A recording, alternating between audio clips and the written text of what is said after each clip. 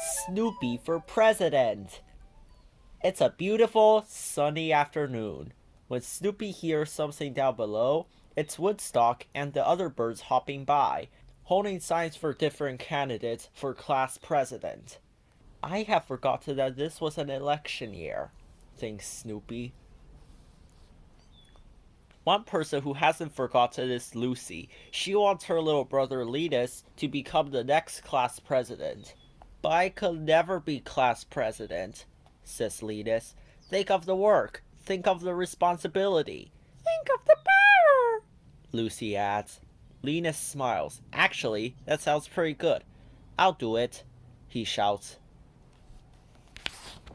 At school the next day, Linus doesn't waste any time getting the word out. If I am elected class president, I will demand immediate improvements, he announces. Any little dog who happens to wander onto the playground will not be chased away, but will be welcomed with open arms. Snoopy likes the sound of that.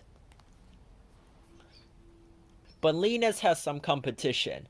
Pigpen is also running for class president, and some students are planning to vote for him.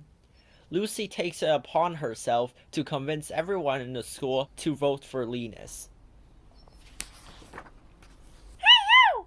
She shouts on the playground. Who are you gonna vote for? Linus, for sure, the kid replies.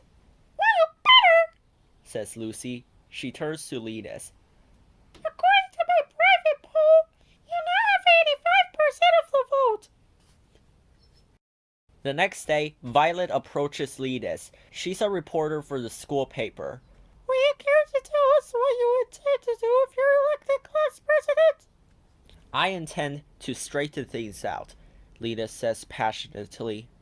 We are in the midst of a moral decline. We are, Violet interrupts him. I'll just put it that you're very honored and will do your best if elected. The press is against me, whines Linus as Violet walks away. But Linus isn't done with the press. Schroeder wants to take photographs of him and Pigpen for the school paper.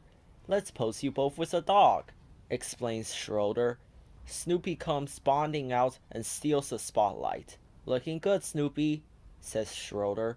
Maybe you should run for class president. Snoopy likes the sound of that. That afternoon, Snoopy transforms his doghouse into campaign headquarters. Woodstock will be his campaign manager.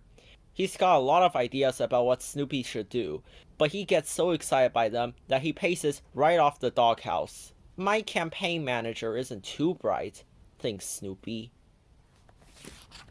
Snoopy will just have to campaign by himself. He goes to school the next day and holds up a big sign with a paw print on it. Lucy is not pleased. I wouldn't vote for you if you were the last beagle on earth, she tells him. Snoopy starts to cry. Alright, Lucy gives in. If you were the last beagle on earth, I'd vote for you. When Lucy walks away, Snoopy smiles.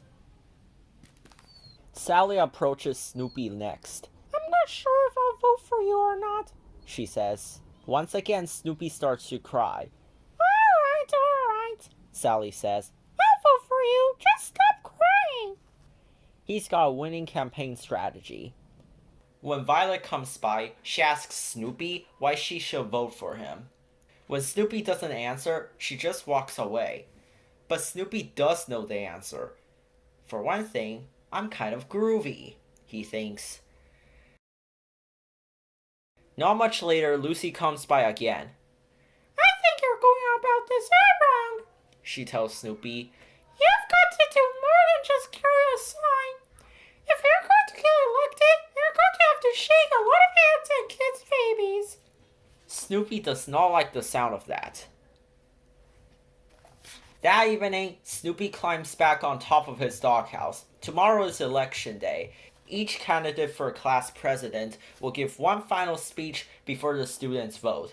What will Snoopy say in his speech? I'll tell my latest anti-cat joke, he thinks. The dog audience will love it. But wait, are there any dogs at the school aside from me? At the assembly the next morning, Pigpen makes his speech first. If I'm elected class president, Pigpen begins. I promise to— You can't be class president, Pigpen! Violet yells from the audience. You're a mess, and you have no dignity! But Pigpen isn't discouraged. He reaches down, picks up a top hat, and puts it on. He looks just like a dusty Abe Lincoln. Very presidential, Pigpen. Linus goes up to the podium next. Lucy smiles. There's no way Linus can lose as long as he sticks to the script she wrote. Linus clears his throat. I want to talk to you this morning about the Great Pumpkin, he begins. Everyone in the audience starts to laugh. Lucy screams. The Great Pumpkin was the one thing Linus wasn't supposed to talk about. His chances of winning are over. Snoopy is the final candidate to take the stage. Before he goes on, Schulz asks Snoopy what he plans to say. Woof! Snoopy replies. He's done for, Schulz says to Linus. But Snoopy is determined. He walks proudly to the podium, clears his throat, and lets out a confident bark. Woof! The crowd goes wild. A few hours later, the votes are tallied. And Snoopy wins the election!